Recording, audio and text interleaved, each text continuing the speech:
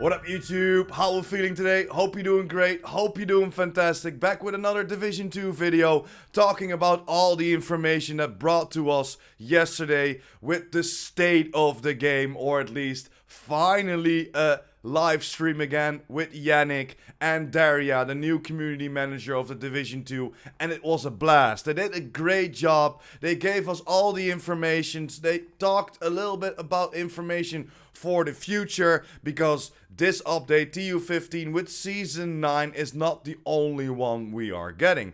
Of course, we would love to see the spec revamp in this update as well, but unfortunately we won't get the spec update this season or this update, but it will probably launch with TU16 with a lot more other surprises.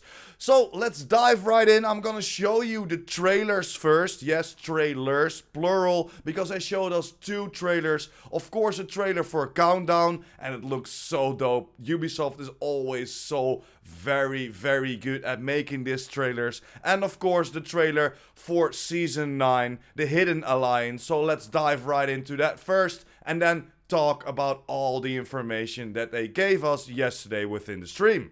Enjoy! Radiation levels detected. Detonation imminent. Warning. Full lockdown initiating.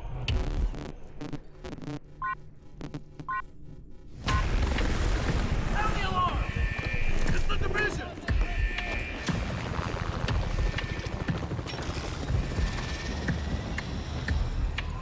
Proceed with caution. Eliminate security breach.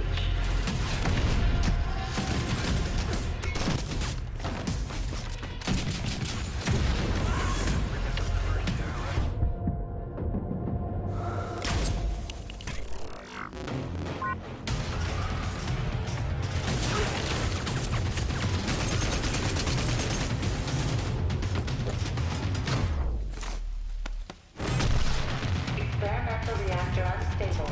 EMP detonation imminent.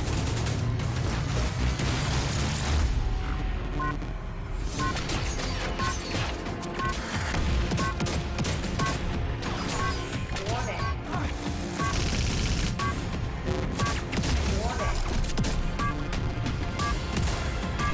Warning.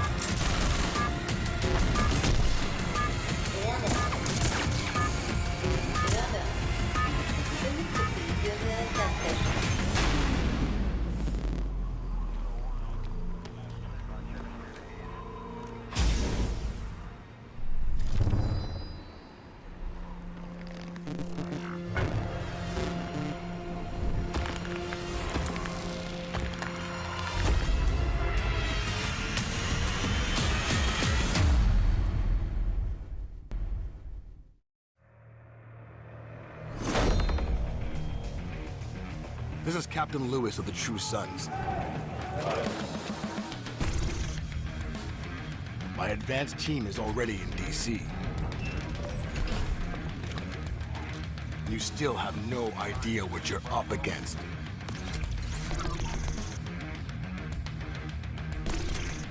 Full lockdown initiating.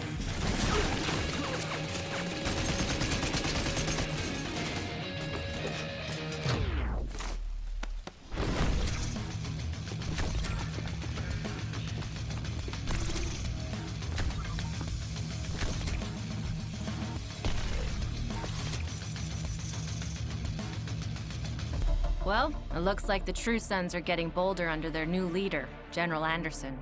He used to be a strategist for Ridgeway, and it looks like his ambition has reached new heights. He's smart. They're keeping him at a secure location.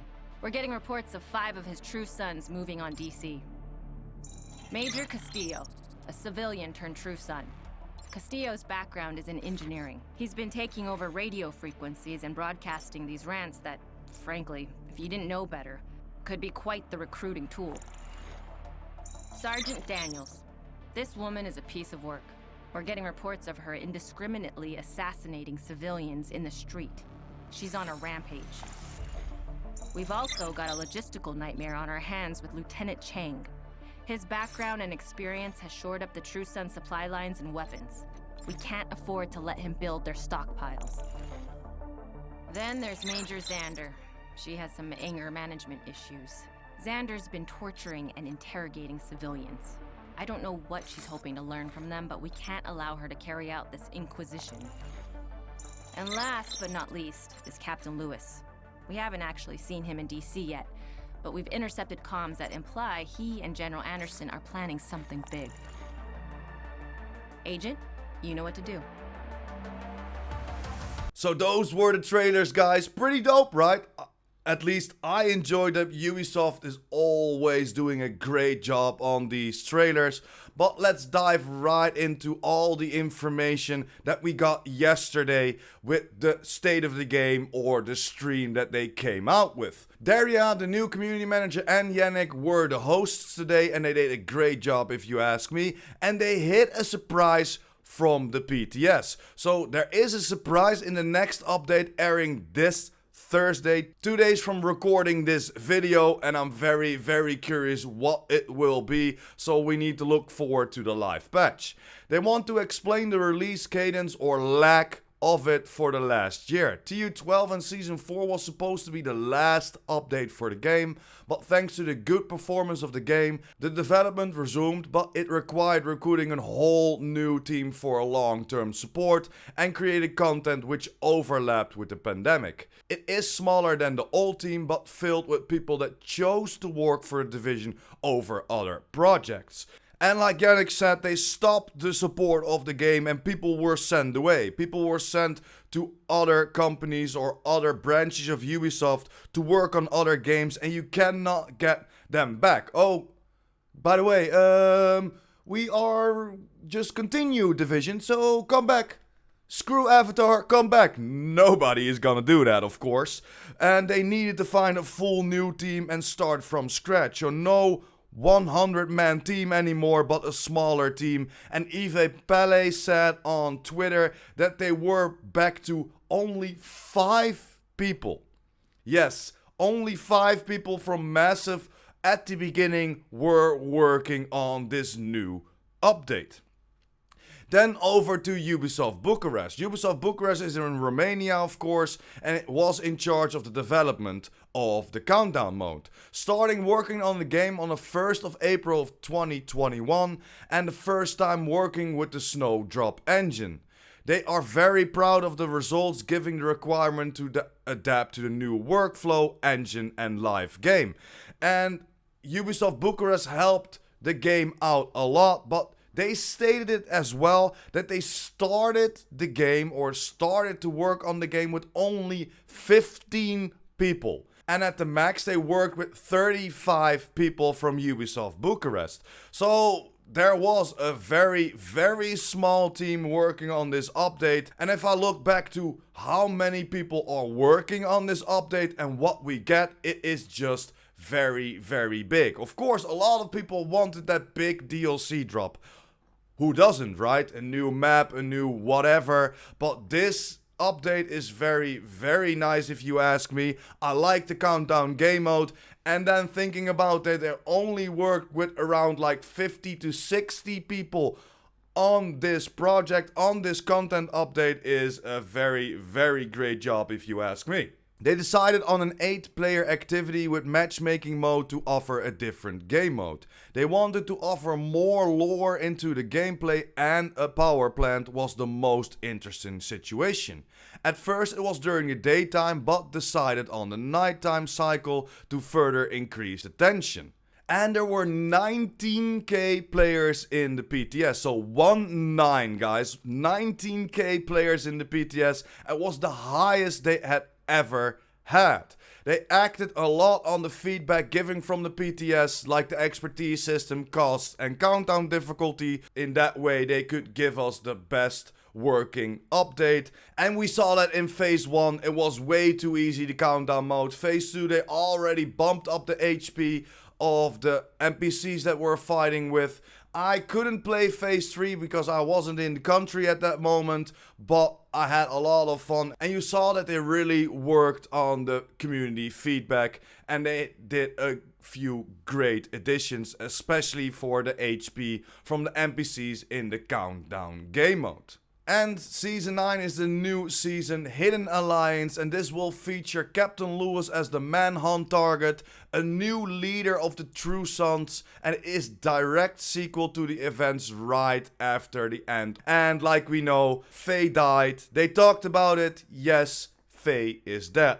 She isn't coming back. She will stay dead, guys. So no more conspiracies about that. Faye is a goner. And then next to that, with this new drop for next Thursday, of course, the 12th of May, we will get a Twitch drop event to celebrate the update. If you watch streamers on Twitch, you can just watch them for a few hours and you will get some free exotics, guys. Yes, we can get some free exotics only being in stream, only looking at streams from Division 2 streamers. So that is a great job and a very nice thing to have for the streamers, and of course for every people in chat enjoying the stream, getting a little bit of a reward while staying in the stream to get that free exotic. The new season is fully featured with the usual global events, leaks, and 2 new apparel events. The first apparel event starts at 24th of May and is called the Fairview Crew.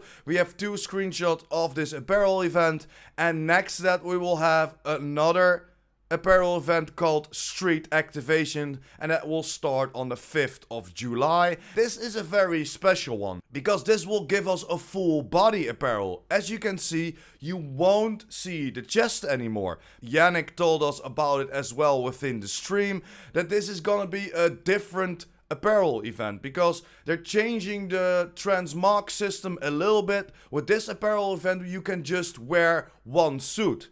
You won't see the knee pads, you won't see the chest version, or you won't see a few of the items that you are wearing. I'm not sure which items won't show up, for example for the backpack, or you won't see the chest at all, but this can be a very nice change.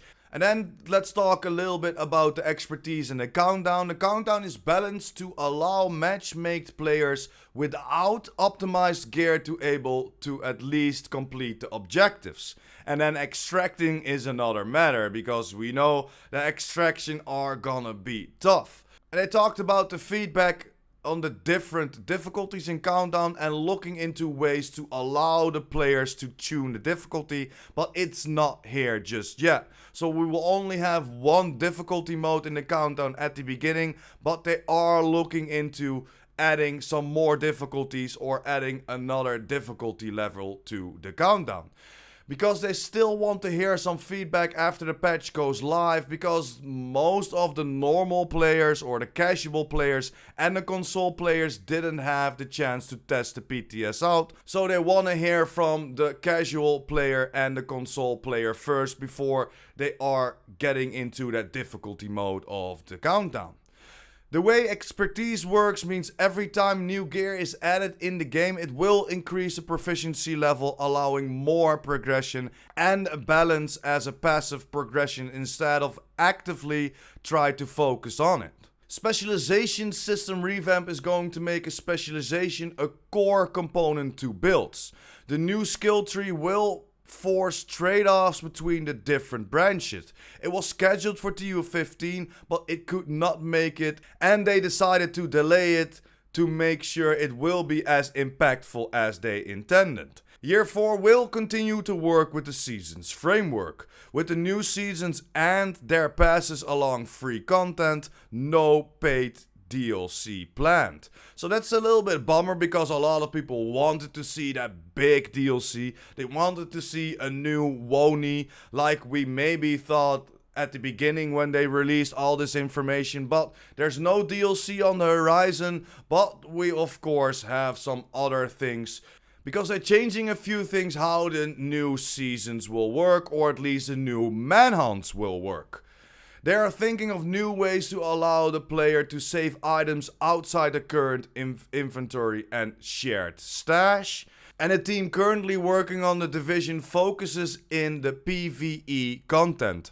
outliers and issues will be addressed on patches, and they do not have a team focused on PvP and a balance for an overhaul. So that's a big bummer for the PvE community. Of course, there are a few changes because like the chest swap will go away. We will get a little bit more tankier. We will shoot a little bit harder. There are a few changes in the talents. Of course, we will get some new gear sets. And when the spec revamp is here, there are a few changes in PvP as well. For example, that instant medkit. So they aren't changing anything in the PvP or adding anything into the PvP, but the changes for the PvE in the game will definitely have an impact on the PvP play, but not as much as you PvP players wanted. So they are just diving onto the PvE that they are doing for quite a few years now.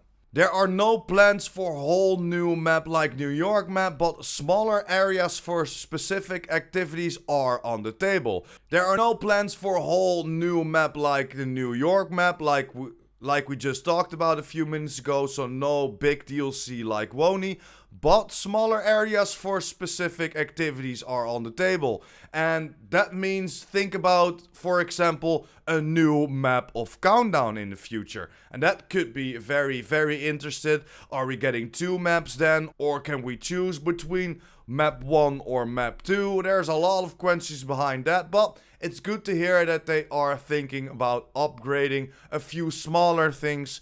But a bit of a bummer not getting a big DLC like we had with Wony. And then of course a little bit about the raid exclusive gear. Yes, we're talking about the gear because the Future Initiative and the Foundry Bulwark chest and backpack will be going into the general loot pool, but all the exotics, guns like the Eagle Bearer, like the Ravenous, like the Regulus will still be locked behind the raid for people to play the raid, because there are a lot of people just playing the raid because they like it, but there are a lot of people as well that like to get rewarded for playing the raid, and that's why they still have the Eagle Bearer and all the other exotic weapons locked behind the raid, and they are not planning to get that in the general loot pool. They are aware of the power creep, including with the new gear, the expertise and the upcoming specialization revamp, because Yannick told us in the stream that the specialization revamp also gives you a little bit more power than we have now. So they are looking into some new content, or at least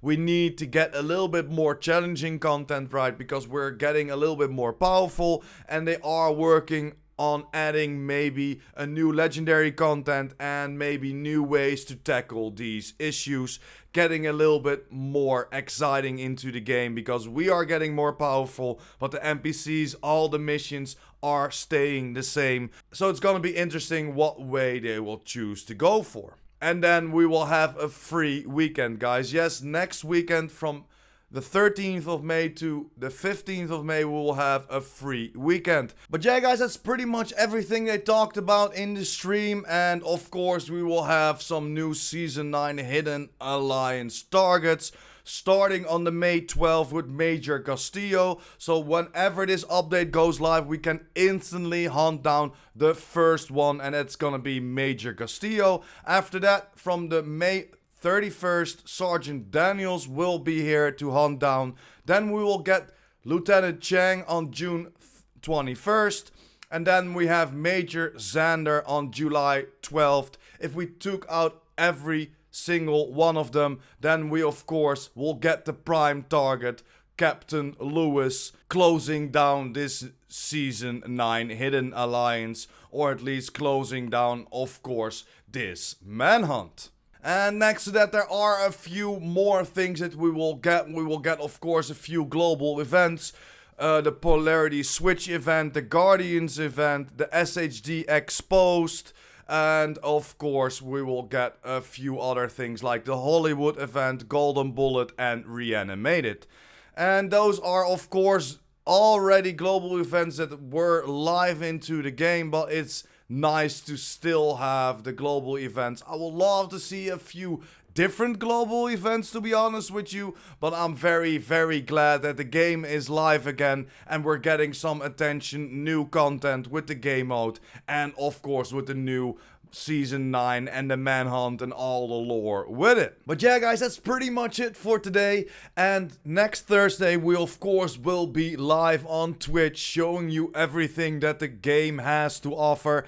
The preload goes live at 10 o'clock in the morning for CEST, and the game itself, the update, will go live at 12:30 p.m. CEST. So make sure these are European times, so make sure that you get the right date for yourself. But man, guys, I cannot wait. Let me down in the comments down below what you think about all this information, but I will see you Thursday.